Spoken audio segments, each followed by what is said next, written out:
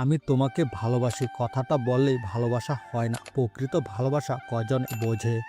সুখের পর দুঃখ আর দুঃখের পর সুখ, জীবনের এই পরাক্রম কেউ উপেক্ষা করতে পারে না। কাউকে ভালোবাসা সহজ, কিন্তু ভালোবেসে ভালো রাখা অনেক কঠিন। কিছু মানুষ আপনার ক্ষতি করবে, কিন্তু তারা এমন ভান করবে যে আপনি তার ক্ষতি করেছেন। কাউকে জীবন্ত লাশ বানাতে চান, তাহলে প্রচুর ভালোবাসা দিয়ে তারপর তাকে ভুলে যান। কিছু কিছু মানুষ আছে যারা ঋণ শোধ করতে এসে ঋণী করে দিয়ে চলে যায়। কারোর বিশ্বাস নেই, কটাক্ষ করার মাঝে কোনো রকম ক্রেডিট নেই, বরং এটা হলো নিজের দুর্বলতা।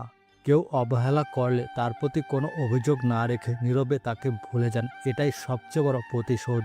আপনি যাকে ভালোবাসেন তাকে নয়, যে আপনাকে ভালোবাসে তাকে নিয়েই ভাবুন। জীবনে কখনোই ঠকবেন না।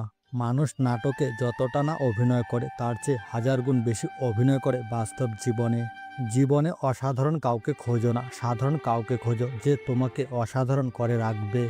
ভালো কাজের প্রতিদান ভালোই হয়, তাই ভালো কাজ করতে থাকো। কার জন্য এত মায়া? এই শহরে আপন বলতে শুধুই তো নিজের ছায়া। অতিরিক্ত সরল হতে যেও না, এই স্বার্থপর সমাজ তোমাকে ঠকিয়ে দেবে।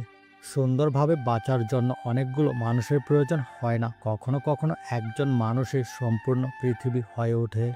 পরিস্থিতি মানুষকে বিক্রি করে দেয়, হয়তো সময়ের কাছে, নয়তো বাস্তবতার কাছে। তুমি যদি থেকে যাও, আমি রেখে দেব। তোমাকে পেলে হাজারো কষ্ট মাথা পেতে নিব।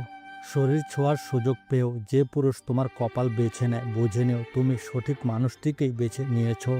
আমরা যা কিছু দেখাই তা সবই বিজ্ঞাপন, এবং যা গোপন করি সেটাই জীবন। জীবনে ভালো দিন পেতে হলে অনেকগুলো খারাপ দিনের সাথে লড়াই করতে হবে।